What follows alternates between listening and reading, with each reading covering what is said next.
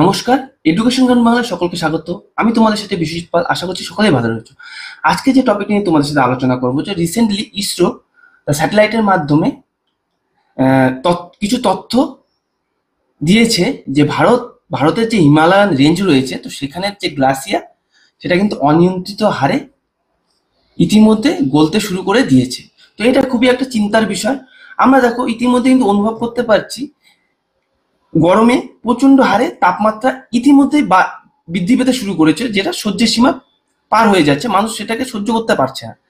তো এটা কোথাও একটা আমাদেরই ফল্ট, যার কারণে প্রকৃতি কিন্তু সমানভাবেই সেটা রিপ্লাই দিচ্ছে। আমরা যেরকম করে চলতে চাচ্ছি বর্তমানে, তো সেটারই রিফ্লেক্ট কিন্তু প্রকৃতিকে আমরা যেভাবে ইউজ করতে চাচ্ছি, তো সেই প্রকৃতিকে আমরা যেভাবে দিচ্ছি, প্রকৃতিও কিন্তু সেভাবে আমাদেরকে রিপ্লাই দিচ্ছে। এটা তোমরা মনে রাখবে। তো দেখো এখানে এটাই বলেছে, হিমালয়ান মাউন্টেনকে আমরা কিন্তু থার্ড পোল বলি, যেহেতু আমরা পৃথিবীর মূলত যে কি north pole and south pole বলা হয়। তো এটাকে আমরা থার্ড পোল বলি এই কারণে যে এখানে বিশ্বের সব থেকে হাইয়েস্ট যে বরফের যে পরিমাণ, স্নো এর যে কভার, সেটা কিন্তু প্রচুর পরিমাণ দেখা যায়।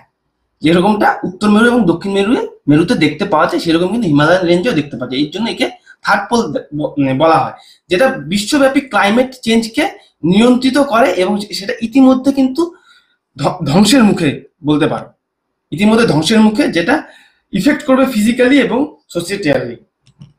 তো এটা খুবই একটা চিন্তার বিষয়ে দাঁড়িয়েছে। হিমালয়ের মতন একটি রিজিয়নে, হিমালয়ান যে আমাদের পর্বতমালা রয়েছে, সেখানে যে গ্লাসিয়ার রয়েছে সেটা অনিয়ন্ত্রিত হারে গলতে শুরু করে দিয়েছে। তো এর মধ্যে দেখা যায় যে অনেক যে হ্রদ রয়েছে সেটারও আকার বৃদ্ধি পেতে শুরু করে দিয়েছে।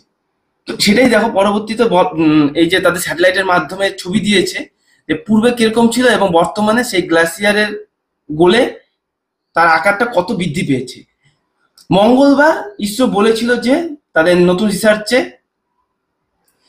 দশকের এই satellite ইমাজারি has revealed that glacier across the Indian Himalayan region have been melting at alarming rates. এটা কিন্তু একটা অ্যালার্মিং রেটসে চলে গেছে, সতর্ক বার্তা দিচ্ছে, সতর্কের পর্যায়ে চলে গেছে। হিমালয়ান রিজিয়নে যে গ্লাসিয়ার গলতে শুরু করে দিয়েছে, এটা তাদের স্যাটেলাইটের ফটোতে উঠে এসেছে। এটা দেখো ছবিতে তোমরা দেখতে পাচ্ছ কতটা চেঞ্জ এসেছে।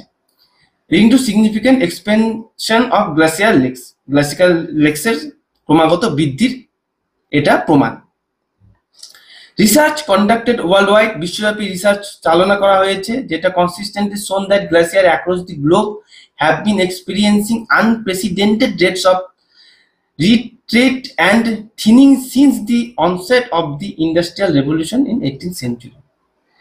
18 শতকের যে ইন্ডাস্ট্রিয়াল রেভলিউশন হয়েছিল, তো সেই সময় থেকেই কিন্তু সমগ্র বিশ্বব্যাপী যে গ্লাসিয়ার সেটা বলতে শুরু করেছে, সেটা হাতের বাইরে চলে গিয়েছে, এবং যেটা চিন্তার কারণও ইতিমধ্যে হয়ে দাঁড়িয়েছে।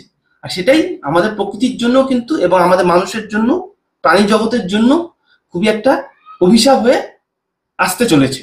তো এটাই বলতে চাইছে ইসরো, ঠিক আছে, যেটা থ্রেট করছে আমাদের ওপরে, প্রকৃতির ওপরে একটা অভিশাপ হয়ে আসতে চাচ্ছে। এই দেখো ইন্ডাস্ট্রিয়াল রেভলিউশন, এর ফলে কি হচ্ছে, বিভিন্ন রকম আমাদের যে প্রাকৃতিক সম্পদ সেটাকে ধ্বংস করে, প্রাকৃতিক যেমন আমাদের গাছপালা যেটা ন্যাচারালি পূর্বের থেকেই ছিল, এরকম এই যে পর্বত অঞ্চলে, পাহাড় অঞ্চলে যে বরফ, এইসব এলাকাতে ইন্ডাস্ট্রিয়ালাইজেশনের কারণে সেখানকার যে ন্যাচারাল যে স্ট্রাকচার সেটা কিন্তু বিঘ্নিত হচ্ছে। ন্যাচারাল স্ট্রাকচার বিঘ্নিত হওয়ার ফলে সেখানকার যে আবহাওয়া, ক্লাইমেট বিপুল পরিমাণ চেঞ্জ হচ্ছে, এবং অতিরিক্ত ইন্ডাস্ট্রিয়াল রেভলিউশনের কারণে অতিরিক্ত কার্বন নিঃসরণ হচ্ছে, যেটাও প্রকৃতির জন্য বিপুল পরিমাণ ক্ষতি নিয়ে আসছে এবং অভিশাপ নিয়ে আসছে। এবং সেটা অবশ্যই আমরা মানুষই দায়ী, এবং বনচ্ছেদন, অত্যাধিক হারে বন ছেদন করা হচ্ছে, সেটাও একটা অভিশাপ হয়ে দাঁড়িয়েছে। এবং পাহাড় যেহেতু, পর্বত কেটেও কিন্তু এরকম ইন্ডাস্ট্রিয়ালাইজেশন রেভলিউশন আনার চেষ্টা করার ফলেও পর্বতেও এর ইফেক্ট পড়ছে, এবং গ্লাসিয়ারও পর্বত সেটা রিপ্লাই দিচ্ছে। এখানে দেখো ছবি দেখতে পারবে কিভাবে এটা এরিয়া বৃদ্ধি পেতে পাচ্ছে ধীরে ধীরে, ঠিক আছে, ক্রমাগত যে বৃদ্ধি পাচ্ছে তার এরিয়া, সেটাই কিন্তু এখানে স্যাটেলাইটের ছবির মাধ্যমে ধরা পড়েছে কিভাবে বৃদ্ধি পেয়েছে। দেখো, this retreat leads to the formation of new lakes, the enlargement of existing ones in the Himalayan region.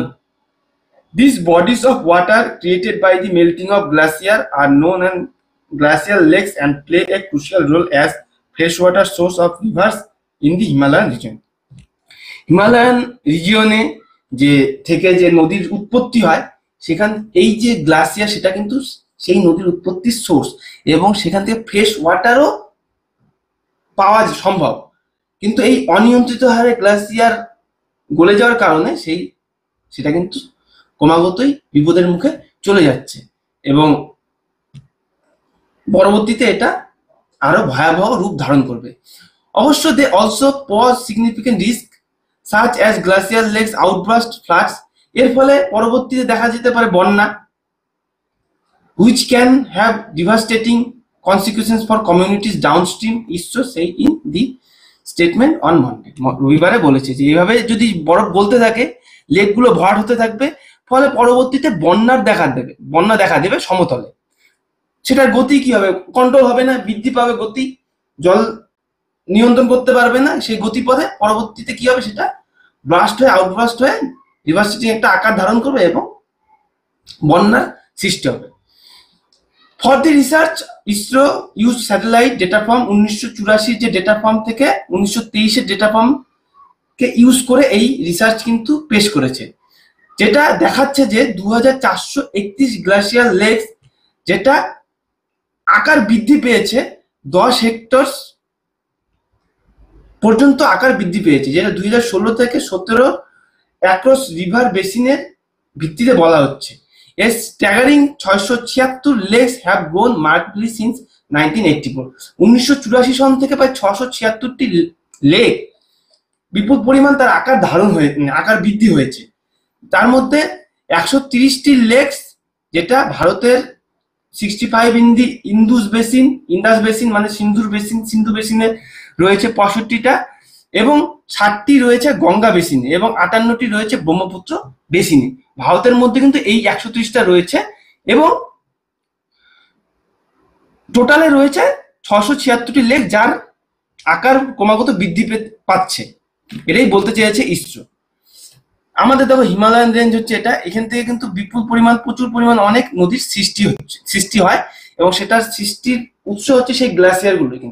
কিন্তু এই গ্লাসিয়ার গুলো কিন্তু অনিয়ন্ত্রিত হারে গলতে শুরু করলে পরবর্তীতে কিন্তু আমাদের একটা অভিশাপ হয়ে দাঁড়াবে, এবং সমতলে বিপুল পরিমাণ বন্যা দেখা যাবে। ইতিমধ্যে আমরা দেখতেও পারি যে সাডেনলি যে বন্যা দেখা দেয় এর কারণেই হচ্ছে, এবং সেটা সমতলে খালি যে বন্যা তাও নয়, এবং অত্যাধিক হারে যে হিট, যেটা সহ্যের সীমা বাইরে চলে যাচ্ছে, সেটাও কিন্তু দেখা যাচ্ছে। The long term changes in the Gepang Gath glacier lake area, দৃশ্যর ছবি দিয়েছে, changes have been drastic within 601 of the expanding lakes, more than doubling in সাইজে ডাবল হয়ে গেছে। 10 লেকস, 10টি লেক, যেটা 1.5 থেকে 2 গুণ বেশি বৃদ্ধি পেয়েছে, যেখানে 665টি 1.5 গুণ বৃদ্ধি পেয়েছে, যে 665 বলতে 65টি 1.5 গুণ পর্যন্ত তাদের আকার বৃদ্ধি করেছে। এবং এই অ্যানালাইজ এটা আরো খুঁজছে, এবং যেখানে 314টি যে লেক রয়েছে, 314টির মধ্যে 4000 থেকে 5000 মিটার, এবং 296টি রয়েছে 5000 মিটারেরও বেশি উঁচুতে। 4000 থেকে 5000 মিটার এবং 5000 মিটার উঁচুতে অবস্থিত 314টি লেক, যেগুলো বলছে গ্লাসিয়ার লেকগুলো যে সৃষ্টি হয়েছে, সেটা এত উঁচুতে অবস্থান করছে, এবং সেটা আকার বৃদ্ধি পেয়েছে। এবং পরবর্তীতে কি হবে? সেটা যখন গতিপথে ঢালুতে নিয়ে আসবে, ঢালুতে যখন প্রবাহিত হবে নদীর মাধ্যমে, নদীর গতিপথের মাধ্যমে, সেখানে যখন নদীর গতিপথ অনিয়ন্ত্রিত হারে সেখানে ধারণ করতে পারবে না, এবং বন্যার সৃষ্টি হবে। এটাই বলতে চাচ্ছে। The glacial lakes are categorized based on their formation process into 4 broad categories। 4টি বড় ক্যাটাগরিজে ভাগ করা হয়েছে, যেটা হচ্ছে কি moraine dammed, water dammed by moraine, and ice dam, যেটা বরফের মাধ্যমে ড্যাম বাঁধ তৈরি হয়েছে, এরোশন, যেটা water dam in depression form, ক্ষয়কার্যের ফলে যেটা ড্যাম তৈরি হয়েছে, এবং আদার গ্লাসিয়াল লেকস। এগুলো মাধ্যমে কিন্তু এই লেকগুলো তৈরি হচ্ছে।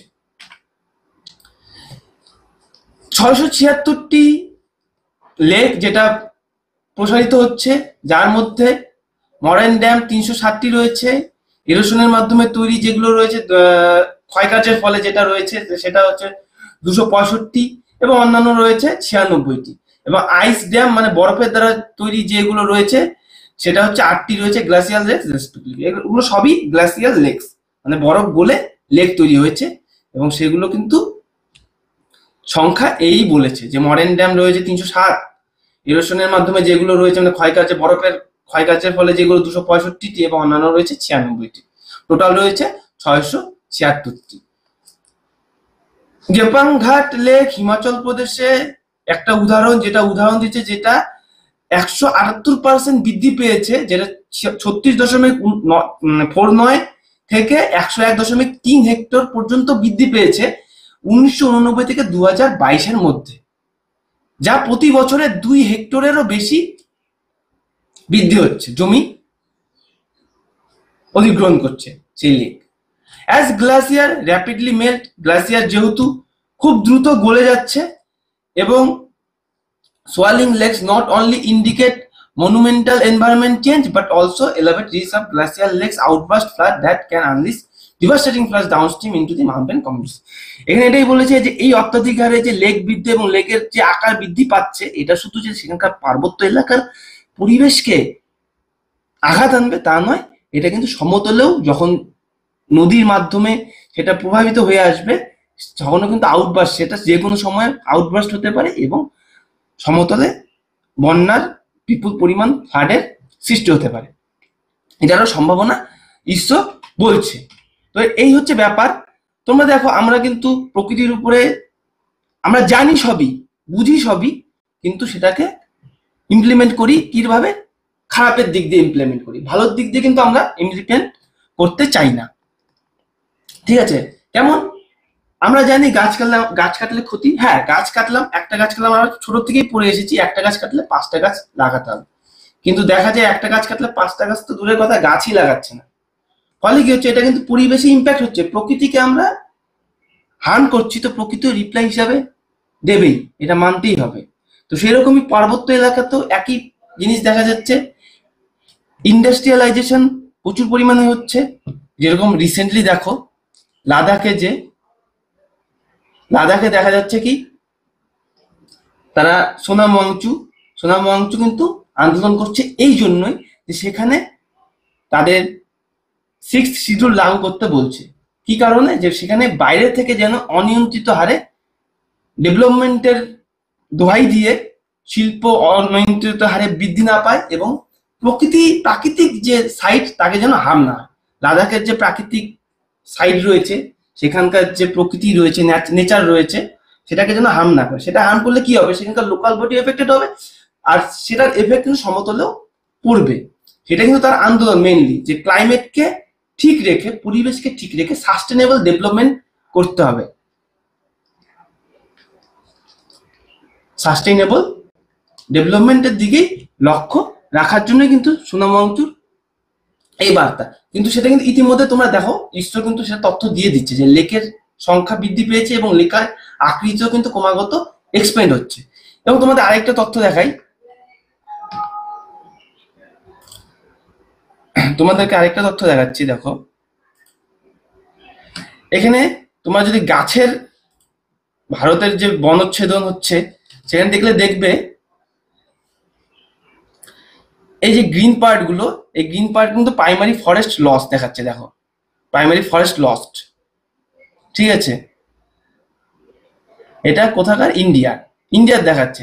2023 সালে লস্ট কত রয়েছে? 21.7 KH কিলোমিটার কিলো হেক্টর, এরকম সিম্বল রয়েছে।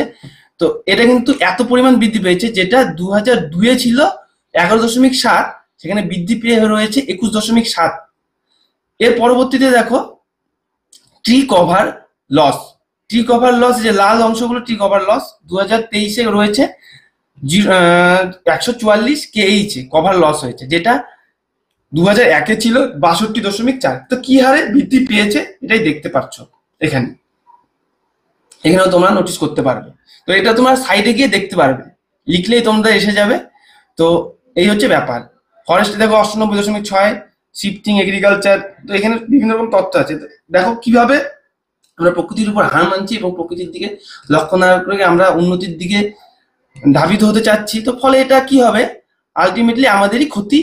এবং এটা পরবর্তী এখনই যদি আমরা এটাকে নিয়ন্ত্রণে না নিয়ে আসতে পারি, ইতিমধ্যে তো নিয়ন্ত্রণের বাইরে চলে গেছে, যদি নিয়ন্ত্রণের মধ্যে না নিয়ে আসতে পারি সেটা কিন্তু পরবর্তীতে বিপুল আকার একটা ক্ষয়ক্ষতির দিকে নিয়ে যাবে এবং ধ্বংসের দিকে এগোবে। তো এই হচ্ছে ছিল বিষয়। তো আশা করি তোমাদের বুঝতে পেরেছো, তোমরা বুঝতে পেরেছো। অবশ্যই যদি কিছু কোয়ারিজ থাকে তোমরা অবশ্যই কমেন্ট সেকশনে কমেন্টে জানাবে। এবং যারা চ্যানেল নতুন আছো এরকমই ভিডিও পাওয়ার জন্য চ্যানেলটিকে সাবস্ক্রাইব করে দাও এবং পাশে দাও বেল আইকনে অল নোটিফিকেশন ক্লিক করে দাও, যাতে পরবর্তী সকল ভিডিও নোটিফিকেশন তোমরা সবার আগে পেয়ে যাও। তো চলো পরবর্তী ভিডিওতে দেখা হচ্ছে। সবাই সুস্থ থাকো, ভালো থাকো। জয় হিন্দ, জয় ভারত, ধন্যবাদ।